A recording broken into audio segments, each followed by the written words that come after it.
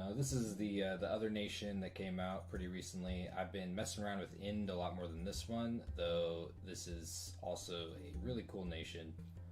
I really like air magic, and this nation has a lot of it. So I just kind of I have been screwing around with them a little bit, and I'll kind of share my opinions as to good ways to play with this nation, just because there's not a lot of info out there yet for maybe newer players who are struggling a little bit, and I'd like to at least kind of share my mind on it, or at least open discussion on the nation. So basically, what I've been doing with this nation is kind of like Ind. I've leaned hard into scales, or even harder into scales with this nation. You do have sacreds that can hold a bless. I don't really like the idea of sacrificing scales on this nation to give these guys a good bless. I just don't think they are quite exciting enough to go major bless. I mean, they're all right. They're really stealthy, and they're glamour. But when it comes down to it, they're kind of lowish protection, so you're gonna lose them. And at 40 gold, cap only recruitment, that's just not good enough to justify a major bless. And on top of that, it's like you don't need a bless with this nation to expand. You have plenty of good options for expansion without a bless, and you don't need a bless to protect yourself in the early game either. You also have really good options. I mean, for one thing, you've got really powerful air evocations in the mid game to protect yourself with, and then before that, you've got big, hard-hitting giants that are going to do a lot of damage to rushes from elite units for the most part. There's always exceptions, but usually those exceptions means you're probably going to lose anyway. As for kind of how I've been approaching playing this nation, I've been going pure scales, just because you have so many good mages, and you're going to want as many of these mages as possible. It's going to be, in the long run, I think, the strength of your nation. You've got kind of pricey but really good giant units, and also decent chaff options, which not all giant nations get. These are really cool because they start with a little bird, a little falcon at the beginning of the battle, which can fly back and disrupt enemy formations temporarily. I mean, these are kind of pricey, but honestly, just having even just a few of these in just about every army is really good, just because that falcon is going to fly back and disrupt things. These are really cool because you can just recruit them, outside forts, just absolutely anywhere, and they're just a decent little short bow, undisciplined and stealthy. The undisciplined doesn't matter too much, because mainly what I use these for is lance catchers during expansion, and of course, if you're going off to siege somebody, you can pick these up along the way fairly easily just for siege chaff. When it comes to the actual big hitting stuff in the army, I haven't actually recruited a lot of these, but these are really cool. They have this huge bow that range 50, 16 piercing damage. That's really cool. I haven't messed around with them. I'm imagining this could be pretty powerful in certain circumstances. They are pretty expensive and hard to mass, but I mean, I'm already taking really good scales anyway. Almost flawless scales is what I like to play with this nation, because you have a really good pretender chassis, and for that, and I'll go over with it later. But yeah, these things are awesome. But these are what I generally use for expansion, and I love these for expansion. You do take some attrition, but you can recruit tons of them per turn with good scales, and they run up and they just clear most indies with general ease. A couple pretty high power javelin throws, and then they start chopping them up. I also like to have a couple of these on guard commander, just to have the birds to disrupt enemy movement and help these guys get a couple of good javelin throws in before they engage in melee. These also, basically just super solid giant. So, kind of depends on what you're fighting, which one of these you're going to want. I definitely lean towards the javelins, just because, these are really powerful javelin throws. And they're also a little bit cheaper. But yeah, I'm not super impressed with the Sacred. It's got decent stats. Could use more protection, but at least it has armor. And yeah, it's just kind of expensive and it's gonna die. Absolutely viable for raiding though, especially with these units, which you might want to be picking up a stack of these off capital. And this was another reason to get good scales, because these are expensive. But these are going to make really, I think, pretty solid thugs. You don't have to give them too much gear, and they'll be solid. They're stealthy 65 and glamour. Stealth is really nice with thugs because you can, after you raid a province, you can go stealth, and then people can't hit you with magic phase interruptions. So that's pretty nice. They can't teleport or cloud trapeze onto you. But yeah, they come in 3 varieties. The air ones can, obviously, in cloud trapeze, they can misform really easily. I suppose you need a gem on the air 1 ones, but with air 2, they can just bam, misform. Earth ones open up a lot of really good thug buffs. And the fire 2 ones, those are probably what I would use to lead if I was going to raid with these.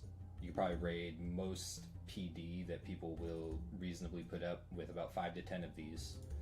That the fire 2 ones are probably what I'd use to lead those raiding parties, because they can provide a little bit of support and make those raiding parties more effective. So, and they can also bless if you do have any kind of bless on them. So that's kind of my thoughts when it comes to the sacreds and the things that lead them. As for the commanders themselves, this is my preferred prophet chassis because it has the highest map move, and that's generally one of the main things. What I look for in a prophet chassis is first to see if I have like an accessible H3. If I do, I'll usually prophetize one of those to get an H4, so that I can cast Fanaticism wherever I want it. After that, I start looking at things like flying and map move. There's a flying commander option, but this is like a really powerful battle mage, and I'd rather not be using it for profit things if possible. So this is what I like to go with for a profit, because it does have the highest map move. It's stealthy, which is fairly useful. And it's okay out leading troops. It doesn't have leadership 80, but if I do use it in expansion armies, it'll get some experience. And yeah, I love this for a prop shape. It can move a lot. It can move big distances. Standard commander, 80 leadership, perfect, just fine. These, I don't imagine I'd be recruiting much of these ever. I don't really,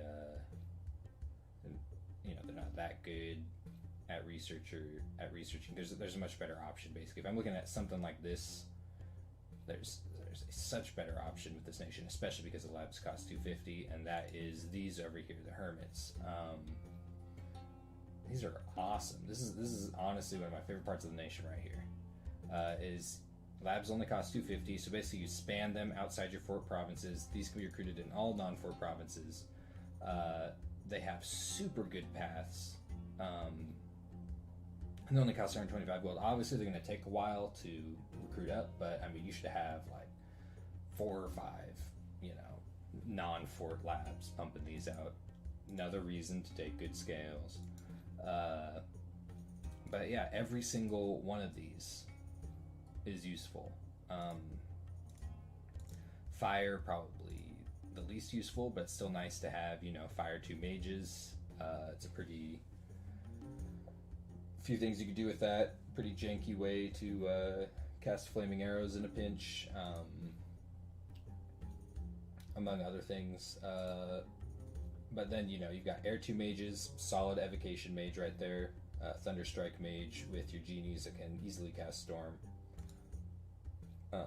Earth 2 mages, same deal, solid Evocation mage. Oh, excuse me. And Astral can enter Communions.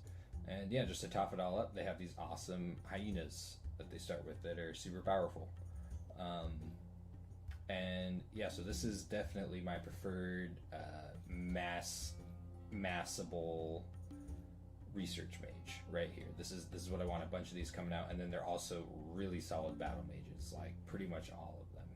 So yeah, this is definitely one of my favorite parts of the nation. Right here, this is a really, I mean, this is a very nice communion slave option right here, because it's got pretty high hit points. I think this just pushes it up into the 3 hit points a turn bracket for regeneration, and you do have a way, if you can't find another way, to get regeneration into your communions. And other than, like, you know, an extremely lucky random where you get an astral nature cross path with these, you could just make a what do they call them, matrix, crystal matrix for one of these, and then you can slap nature right into your communions, get some regeneration going, some other nice buffs. But yeah, you already have plenty of ways to get these other paths into communions, but you do have this nature on your genies, which can make your communion stronger, especially with this communion slave option right here, which is fairly massable. These are pretty good. Kind of expensive. I don't know if I'd want that many. They don't hit Air 3. And their randoms aren't that great. Honestly, they're kind of expensive, but they are sacred and they do have their uses. Might want a few floating around, but mainly this is, you know, when it comes to off-cap stuff, I'm probably going to mainly want to be grabbing these because they're pretty good thugs. I mean, you can use them as battle mages, but I'd want to be using these as thugs.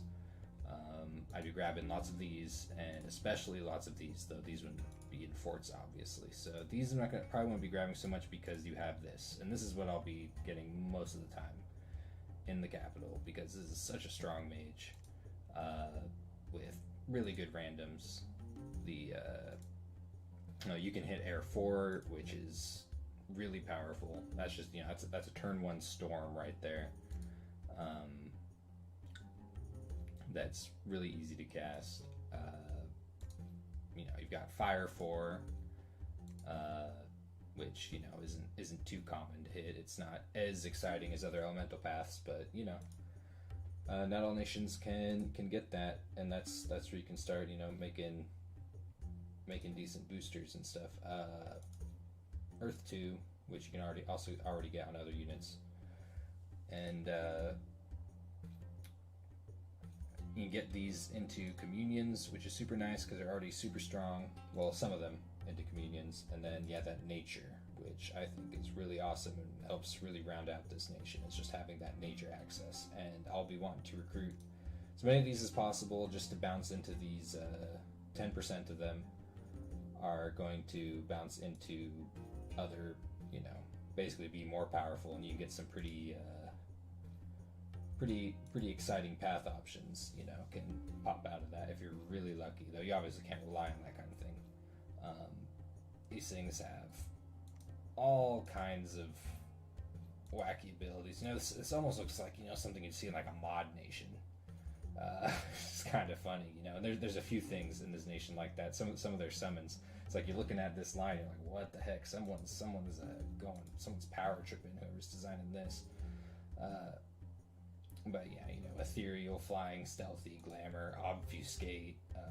You know, the Iron vulnerability thing is new. That's fine. Some kind of balancing mechanic of some sort. Magic power. So these things are more powerful in high magic provinces, less powerful in Drain. But yeah, this is a super powerful mage, and I love these things. As for how I've been designing, wow, it's pretty gnarly. ugh. That's where I've been designing the Pretender chassis on this nation. A lot of new chassis came with this update, specifically for this nation. You know, you've got the, I guess, Dominion 2 rainbowish chassis. You've got these Titan chassis, quite a few of them actually. They're pretty cool. But since I've mostly been focusing on scales, I've mostly been looking up here. This is this is obviously super funny. This is one of the, I think the only other Pretender that you can't get awake at all is it really is, and it's I forget what it's called. It's this big nasty multicolored thing that's absolutely absurdly overpowered. So yeah, this is one of the, this is obviously considered a pretty powerful Pretender, and yeah, if you were marched on this in the early game, someone marched this on you, it would be pretty hard to answer, especially with even higher protection it's going to get from earth magic. And then there's the similar wooden Colossus, which actually has pretty decent paths if you're thinking about Major Bless with this nation. So this is a pretty strong consideration, and it can move. It's pretty dope. Not all, usually stuff up here isn't the best at moving, so this is these are some pretty cool new Pretender options, and yeah, these are solid paths if you really do want to go Major Bless. These are solid. The God block, yeah, maybe you'd have some idea with that. Statue of Beginnings, this has some decent crossface. Honestly, though, I think really what stands out to me with this nation is the Betels, because these are super cheap, and since I'm going for scales anyway, I'm going to want something super cheap, and because pretty much most of your mages are sacred, you can benefit pretty well, especially from the Battle of the Stars and the Battle of Riding on a cheap bless for your mages on these. I think Battle of the Stars is probably the strongest option because this is a pretty important cross path for climbing up Astral. Not on this mage itself, but because it only has one slot. I mean, climb up a little bit. But just to get some boosters and important items onto your Astral mages, and these are also these are totally good paths for your mages for Little Bless. With this, because it's so cheap, I mean, you could get pretty near flawless scales. You don't hurt too much from taking 3 heat because your nation prefers 2 heat. So that's a pretty easy way to break into some points there. Arcane Finesse is probably a stronger idea, though. You could take Farcaster. You do have some evocations. There's a certain national evocation, some other things that would benefit from Farcaster. So kind of interchangeable there. If you wanted to take a stronger bless, I mean, that would not be too hard. You could definitely grab Precision, lower a couple points of Dominion. Whoops. I mean, you get even more reinvigoration if you wanted. You could play around with it. But yeah, Precision wouldn't be too bad because you do have a lot of air evocations that would benefit from Precision, and a lot of your evocations in general will benefit from Precision. So and this would be kind of interchangeable if you're going this route with the Battle of Riding. So I guess you kind of go with whichever one you I think they're the same. Otherwise, yeah, so I guess you go with whichever one you think looks cooler. So yeah, I think that's kind of my definitely my preferred route. You could drop a little bit of order too if you wanted to get some more design points going for a bless, but ultimately I think this is absolutely a nation where you can get away with scales, because you just don't need a major bless, and in my opinion, and you definitely don't need an awake expander. In my opinion, if a nation doesn't need an awake expander and doesn't need a major bless, most of the time you're gonna want to get good scales. Just kind of my approach, at least. So I'm in the mod inspector, and I've got lots of MA Naba's not custom, national spells and units pulled up. Their summons, and I was just going to talk about them real quick because this is one of the major strong points of the nations. That already has pretty good strong points just on its own, and this just makes the nation even stronger. First of all, it's got these at evocation 4 and 6, which are fairly it's fairly easy to get a hold of. I definitely think evocation is probably the highest research priority in the early game for this nation, because that's what's going to make you really, really powerful in the mid game is evocation, and then probably some conjuration, get into elementals. But yeah, this scorching wind thing right here, basically in a fairly good area of effect, this is going to cause pretty significant fatigue to enemy units. And the great thing about this is it's not going to affect your units, at least your national units, because they all have wasteland survival.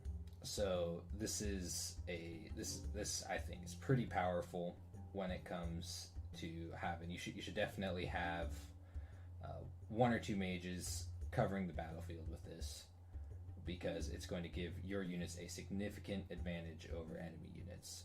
And then you've also got this Smokeless Flame, which is a pretty powerful evocation. This is a lot of armor piercing damage right here. It sets things on fire. It's got an area of effect.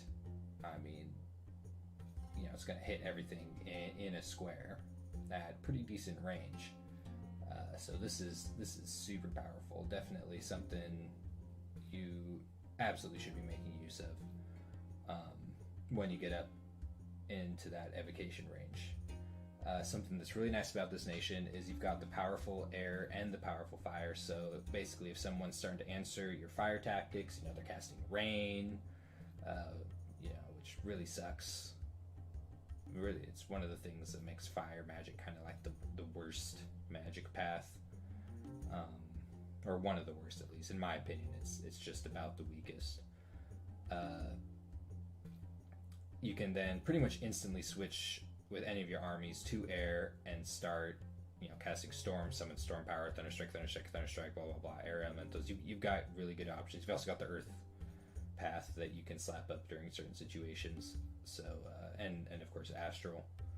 So you've got plenty of ways to shake up how you're using your evocations on the same army. You don't have to swap things out of your army for the most part. You can absolutely switch the evocations you're using up on your opponent, and that can really make you difficult to answer, both offensively and defensively.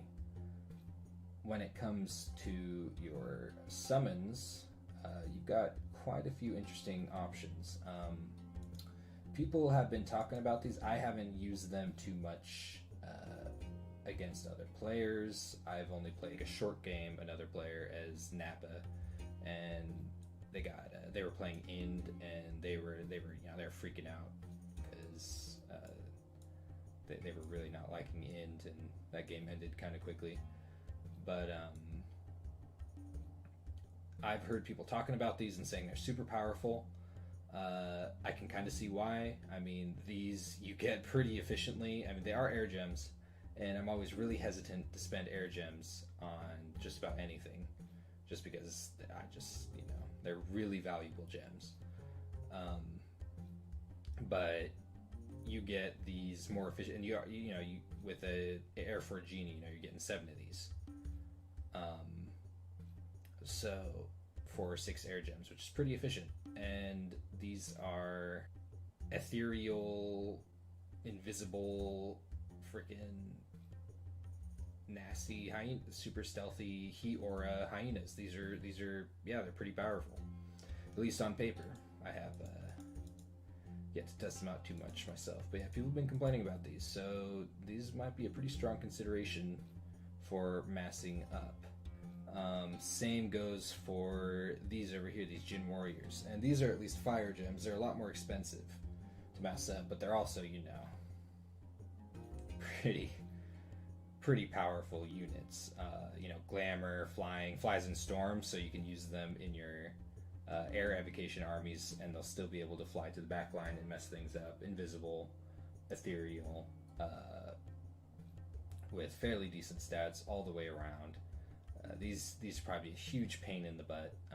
I'm not sure if they're worth 5 fire gems a piece. That's going to take a lot more testing than I have done to determine that. But, you know,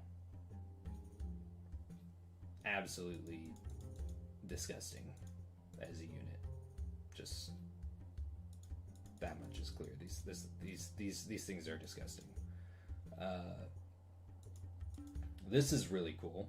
And this, just right away, I can tell you that this is an absolutely acceptable use of 15 fire gems. Presuming that this isn't the better use. Because this is just, this is an Air 2 mage. Bam. This guy thunder strikes. Well, when you've got a storm up, which is dope. And he's sacred, so he'll take your reinvigoration precision bless, at least in my case. Just like any other Air 2 mage. And he's a Fire 2 mage, so you can use him to cast your national evocations. You'll need to cast Phoenix Power to get him up to comfortably cast this, but yeah, he can do it. So yeah, this is totally cool. You could probably, I don't know if I'd want to. You could probably thug these. I just think you already have good thug options. You don't need to be messing with that. And you got over here your harder to get around to summon options. This one's super hard for me to justify. I believe, yeah, it does have seduction abilities, which depending on what's going on, you might, if you're fighting TNG or something, you want to get into some magic diversity. Yeah, maybe you can mess around with this. It does get you into nature too. That is a consideration. So if you get your nature 1 genie, this is a way to, you probably at least want one of these, if not just for construction purposes, diversity purposes, things like that. Yeah, you probably want one of these. But when it comes to kind of massing them, this is a good option where I can just imagine just dumping fire gems into this. I cannot imagine dumping air gems into this. It is really good. Don't get me wrong, but air gems, I'm just super stingy with air gems. And when it does kind of come to this concept, there is kind of a cooler option that's a lot cheaper in a sense. But you do need to break into blood, which is easier to break into than a lot of other magic paths. But yeah, this nation doesn't have an easy way to break into blood. Doesn't come with anything really like that, but it does have a couple of blood summons that are pretty interesting. And honestly, if you do have got the hiccups, if you do have the ability to break into blood, these are definitely worth picking up. This is really good for the same reason that the Jin is really good. it does cost 58 blood slaves, but blood slaves are a lot easier to mass than gems. And this is also a way better mage than this. Well, not way better, but yeah, it's better. This thing, just look at him. This guy's a beast. This is literally just like a Chad version of this.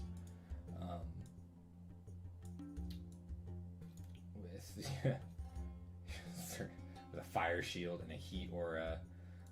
Yeah, I would absolutely love to play around with this. I haven't set this nation up with blood yet. That's not something that I've done. But it is absolutely something to consider as these summons. This one in particular has the ability to corrupt enemy commanders and then that failing, assassinate them, which is pretty good. I mean, you could have this guy on what's the spell? I think it's called Leech. Yeah, so this is a pretty powerful assassination spell. It is kind of high up there, but I mean, you're already at blood 6 if you're getting these up, so you're already doing something with blood.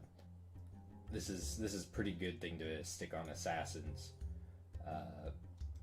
you know, because armor negating drain life, so it's going to heal and reinvigorate your mage, so that it can cast it again if it needs to. You just have to bring some slaves with it, and this thing is really hard for most commanders to survive. If you are going to be using this to try and steal enemy commanders. But yeah, it's just a thought, you know. It is a lot of blood slaves,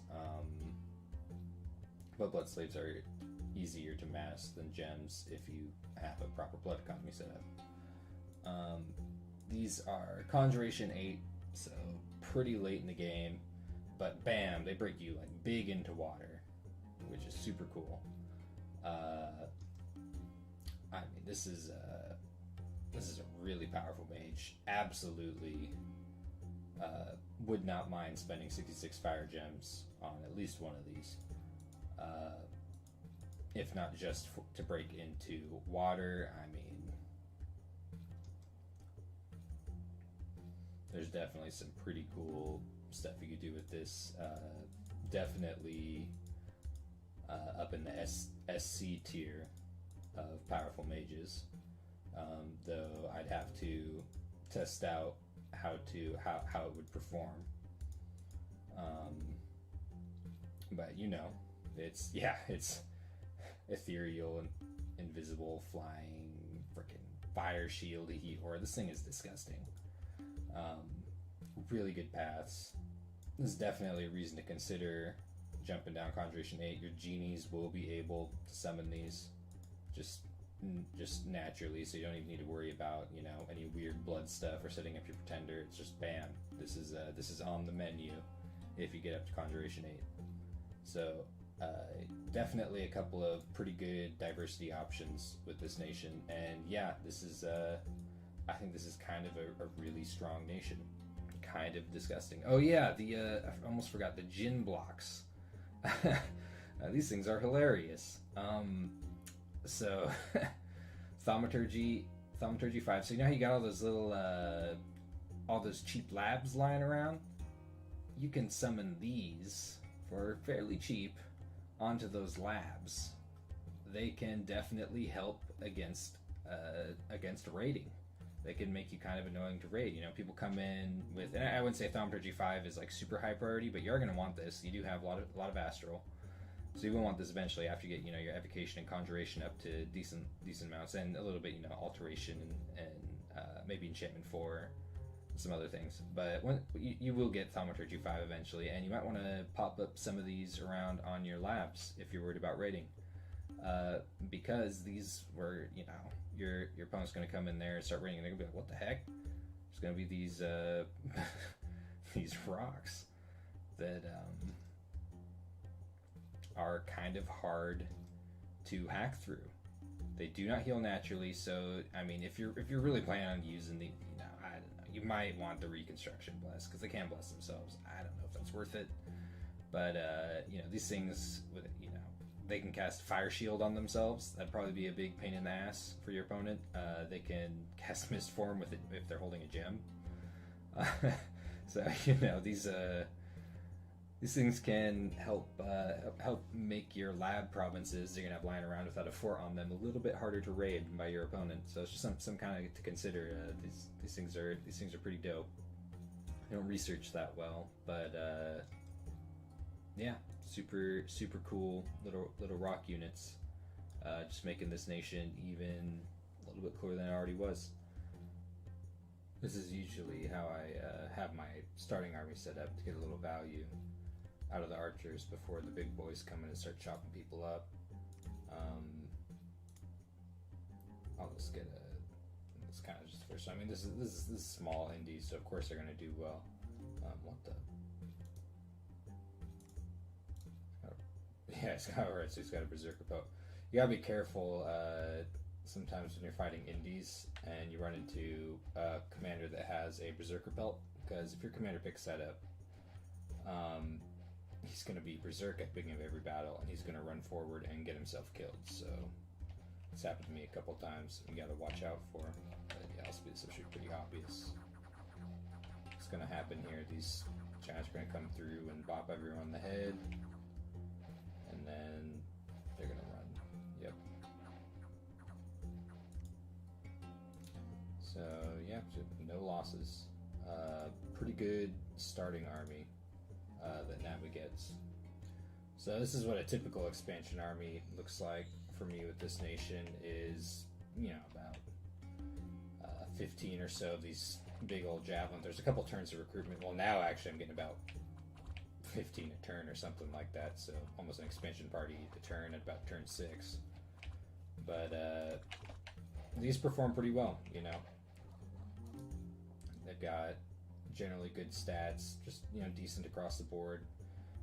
Really hard hitting javelin throws and spear attacks. So I really appreciate these for expansion. As you can see, I'm on like turn 6 or 7, and already with this scales, I can basically poop out an expansion party a turn. So what I've been doing is grabbing a couple of these camel riders just to sit around my commander with my expansion parties because they start out with these birds, these falcons, and the idea is they're gonna kind of they're tying up the enemy formation a bit and breaking it up so that my javelin throwers have a little more time to huck their javelins and then can surround little groups of enemies. So I think it's definitely worth bringing a couple of these along with your expansion parties. So yeah, I think this is these guys are absolutely viable for Scales expansion, Scales build in general. This is like turn 13, and sitting on I think about 20 provinces. And this is even with doing a couple stupid things with expansion. So yeah, this is my thoughts with MA Naba. I'm no Dominions expert by any means. I just thought, this nation just came out. There might be some new players kind of looking for some guidance, and I'd give my 2 cents on that. If you have any criticisms or other ideas, share them in the comments, because the point of this video is to help people out and generate discussion. So yeah, don't even hesitate. And oh no!